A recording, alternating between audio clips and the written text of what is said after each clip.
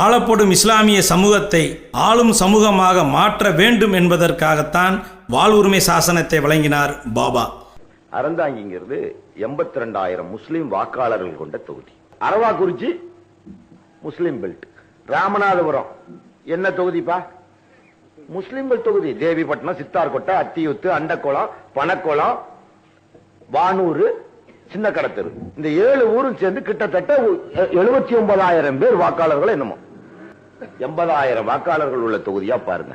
உங்க திருச்சி மத்திய தொகுதி, திருச்சி 1 எவ்வளவு முஸ்லீம் இருப்பீங்க?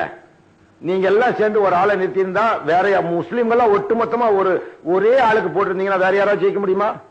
68,000 முஸ்லீம் வாக்காளர்.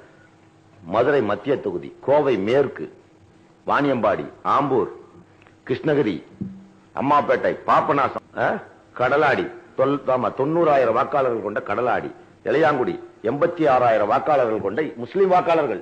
இப்படி கிட்டத்தட்ட 80,000 வாக்காளர்கள் கொண்ட 60 தொகுதிகள் உண்டு. சேப்பாக்கம், திருவல்லிக்கேணி, ஆயிரம் விளக்கு, துறைமுகம், பாபநாசம், பூம்புகார், சீர்காழி, காட்டுமன்னார் கோயில், 60 தொகுதிகளை இஸ்லாமிய மக்களே யாருடைய உதவியும் இல்லாமல், எந்த அரசியல் கட்சியின் தயவில்லாமல் இந்த பள்ளிவாசல்கள் நமக்காக ஒரே முழக்கம், ஒரே ஒரு ஜும்மாவிலே இந்த முஸ்லீமை நிறுத்தியிருக்கோன்னு எல்லா முஸ்லீமும் போய் ஒரு ஐக்கிய ஜமாத்துல சேர், ஐக்கிய ஜமாத்துல ஒரு துண்டு சீட்டை கொடு, எவன் பேர் வருதோ அவன் தான் எம்எல்ஏ.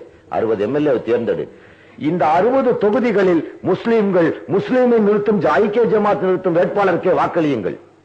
60 எம்எல்ஏவை நீங்கள் வெற்றி பெறுகிறீர்கள். எந்த இனமாவது தமிழகத்தில் 60 எம்எல்ஏ கொடுக்கக்கூடிய இனம் உண்டா? 60 எம்எல்ஏக்களை நீங்கள் ஜெயிக்கலாம். இது நான் இன்று இல்லாவிட்டால் நாளையாவது ஒரு காலத்தில் நான் என்னுடைய கபரஸ்தானிலாவது வந்து நீங்கள் இதை ஒத்துக்கொண்டுதான் செல்ல வேண்டும், நீங்களும் உங்கள் வாரிசுகளும். 60 தொகுதிகளை நிர்மாணிக்கக்கூடிய சக்திகள் யார் தயவும் இல்லாமல் இஸ்லாமிய மக்கள் நீங்கள் 60 எம்எல்ஏ தேர்ந்தெடுப்பது மட்டுமல்லாமல் சுமார் 150 தொகுதிகளில் நீங்கள் 20,000 வாக்காளர்களாக இருக்கிறீர்கள். சுமார் மேலும் ஒரு 60 தொகுதிகளில் நீங்கள் 40,000க்கும் மேற்பட்ட மக்களாக இருக்கிறீர்கள். 60 தொகுதியை நீ ஜெயிச்சிட்டினாலே 240 தொகுதி தமிழகத்தில் உண்டு. இந்த 240 தொகுதிகளில் 239, 240 ஒரு கணக்குக்கு சொல்றேன், 60 பிரிச்சுட்டீங்கன்னா 180. திமுக, அதிமுக, மதிமுக 3 பங்கு, தமாமக எல்லாத்தையும் சேர்த்து 2வது பங்கு என்னாச்சு?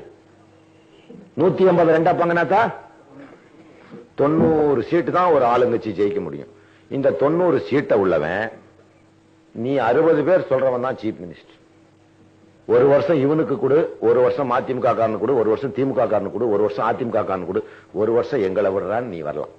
நீயே முதலமைச்சராக கூடிய வாய்ப்புகள் உள்ளதை இந்த இஸ்லாமிய மக்கள் ஏன் உணரவில்லை என்பதுதான் பெரிய புதிராக இருக்கு. 60 தொகுதிகளை நீங்கள் நிர்மாணிக்க முடியும்.